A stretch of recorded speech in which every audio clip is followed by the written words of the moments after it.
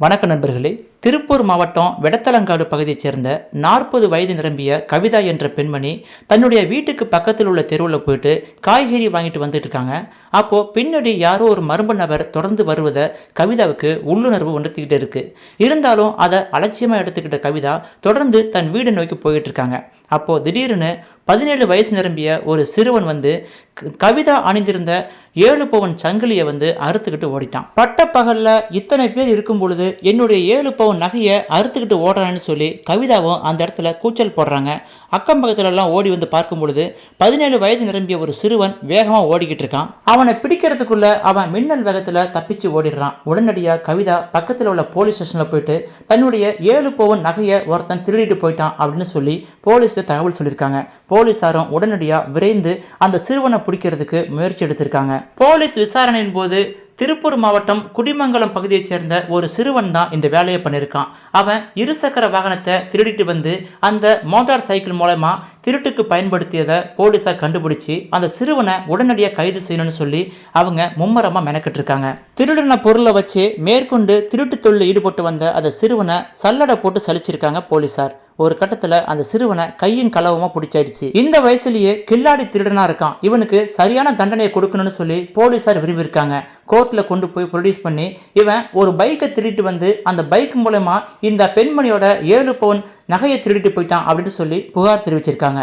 போலீஸார் தெரிவித்த புகார் அடிப்படையில் நீதிபதி அந்த சிறுவனை பயங்கரமாக பார்த்துருக்காங்க. இந்த வயசில் அவனுக்கு திருட்டு தொழில் தேவையா அப்படின்னு சொல்லி அவனை பயங்கரமாக தண்டனை தரணும்னு சொல்லி எதிர்பார்த்து காத்திருக்கும் பொழுது நீதிபதி அவர்கள் ஒரு வினோதமான தண்டனையை கொடுத்துருக்காங்க.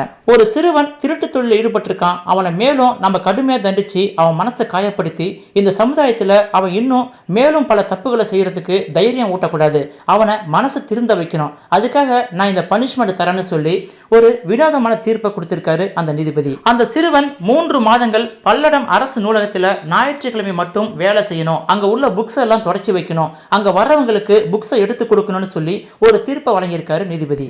ஏன்னா புத்தகங்கள் நிறைந்த இடத்துல அவன் வேலை பார்த்தானா கண்டிப்பா அவன் மனசுல ஒரு மாற்றம் வரும். ஏன் அதுல உள்ள அந்த புக்கை படிச்சு கூட அவன் மனசுல ஒரு மாற்றத்தை ஏற்படுத்தி கூடும். அதனால அவனை நூலகத்துல வேலை செய்யும்படி அந்த நீதிபதி தெரிவித்த தண்டனையை பார்த்து எல்லோரும் நெகிழ்ந்து போயிட்டாங்க. அந்த சிறுவனை ஞாயிற்றுக்கிழமை மட்டும் நூலகத்துல பணிபுரியணும் அப்படிங்கிற தண்டனையை மாற்றி தினமும் அந்த சிறுவன் அந்த நூலகத்துல பணியாற்றணும், அங்க இருக்கிற புக்கெல்லாம் தொடச்சி வைக்கணும், அங்க வர்றவங்களுக்கு புக்கை எடுத்து கொடுக்கணும் அப்படிங்கிற தண்டனை கொடுத்தா இன்னும் அவன் சீக்கிரமா திருந்தி வர்றதுக்கான வாய்ப்பு இருக்குன்னு சொல்லி நிறைய பேர் கருத்து சொல்றாங்க.